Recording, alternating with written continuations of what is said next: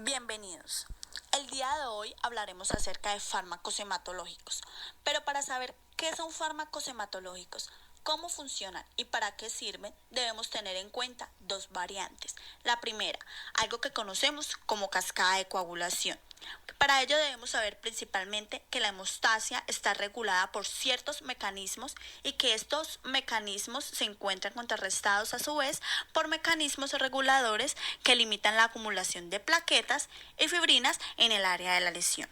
También decimos que el control de la hemostasia se lleva a cabo a través de vasos sanguíneos normales y un número suficiente de plaquetas funcionales. Y es así como definimos entonces la cascada de coagulación como una secuencia compleja de reacciones proteolíticas que terminan en la formación de un coágulo de fibrinas, en donde la coagulación se empieza a desarrollar entre 15 y 20 segundos y el proceso de coagulación se inicia por sustancias activadoras secretadas por los vasos y las plaquetas y proteínas sanguíneas adheridas a la pared de los vasos. Sabemos que la cascada de coagulación está conformada por dos vías, la vía extrínseca e intrínseca, que al unirse ambas vías están formando la vía común, dándonos como resultado final fibrina entrecruzada, que es la formadora del coágulo. En las vías de coagulación que hemos nombrado, la vía intrínseca está formada por los factores 8, 9, 11 y 12. En cambio, los factores extrínsecos están regulados por la tromboplastina tisular y el factor 7. Y finalmente, la vía común está formada por el factor 5, el factor 10, el calcio y los fosfolípidos plaquetarios. Todo ello induce que la protombina se transforme en trombina, que la trombina se transforme en fibrinógeno y este a su vez se transforma en monómero de fibrina. Posteriormente dará lugar al polímero de fibrina, el cual se establece gracias a la intervención del factor 13 y del calcio. Y la segunda variante es la composición de la sangre. Para saber quién conforma la sangre, debemos tener en cuenta primero que la sangre es un tejido líquido que recorre el organismo a través de los vasos sanguíneos, donde ahí transportan las células que sean necesarias para llevar a cabo las funciones vitales, tales como la respiración, formar sustancias para defenderse de agresiones, entre otras. Sabiendo lo anterior, sabiendo qué es la sangre, ahora decimos quién compone la sangre son los glóbulos rojos o también llamados eritrocitos, siendo esta la célula más numerosa de la sangre, siendo esta la encargada de transportar el oxígeno desde los pulmones hasta el resto de los tejidos. La proteína que se encuentra en el interior y que se une en el oxígeno se llama hemoglobina.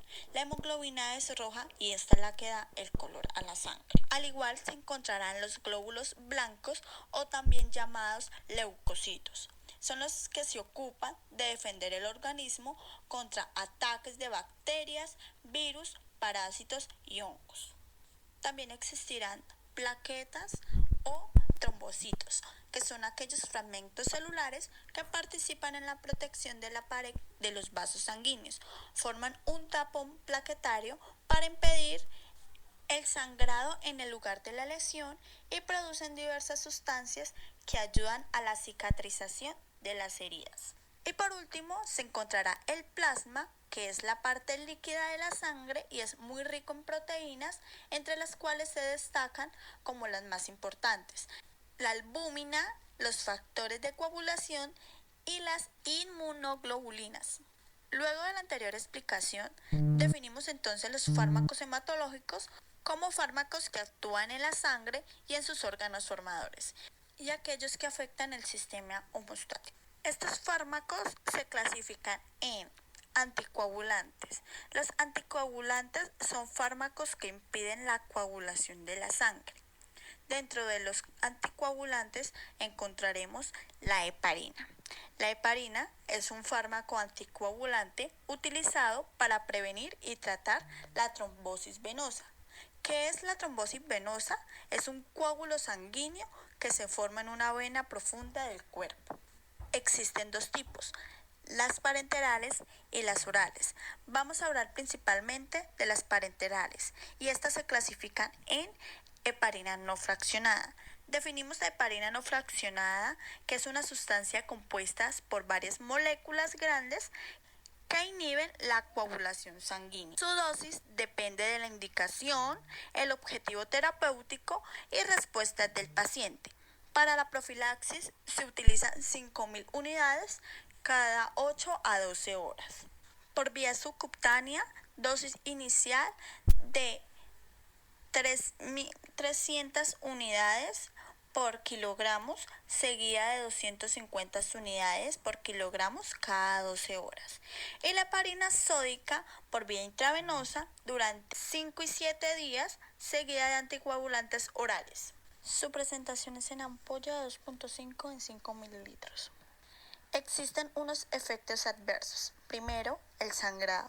Podemos encontrar el mayor, que va de 0 a 7%, el fatal de 0 a 3%. Existen unos riesgos que van de la mano con la edad, el género, la falla renal, el bajo peso, el excesivo consumo de alcohol. Y otros como la trombocitopenia, la osteoporosis y la hipersensibilidad. Su mecanismo de acción tiene una secuencia específica de pentasacáridos que se une con una gran afinidad a la atitrombina y potencia su actividad. Existen unos cuidados de enfermería específicos. Primero, cuando la administración se hace en infusión gota a gota, es importante determinar cada 3 o 4 horas el tiempo de coagulación. También es importante respetar el horario pautado y si se olvida alguna dosis, administrarla tan pronto como sea posible y vuelva a ser la pauta habitual. Y por último, vigilar los signos de sangrado. Las vías de administración son vías intravenosa y la vía subcutánea. También encontramos la heparina de bajo peso molecular o fraccionada, en donde gracias a procesos químicos rompen la heparina no fraccionada y se obtienen fragmentos más pequeños, que ésta se recibe con el nombre de heparina de bajo peso molecular. Su presentación viene en ampolla.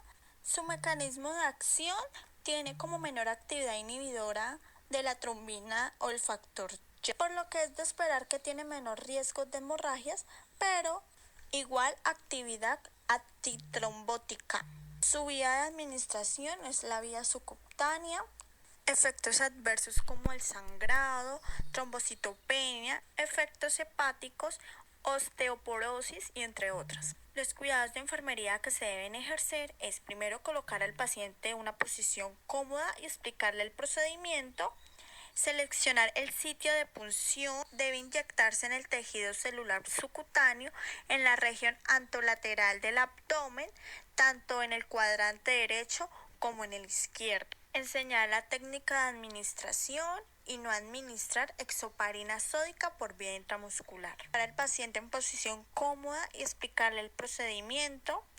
Enseñar la técnica de administración, seleccionar el sitio de punción, entre otros.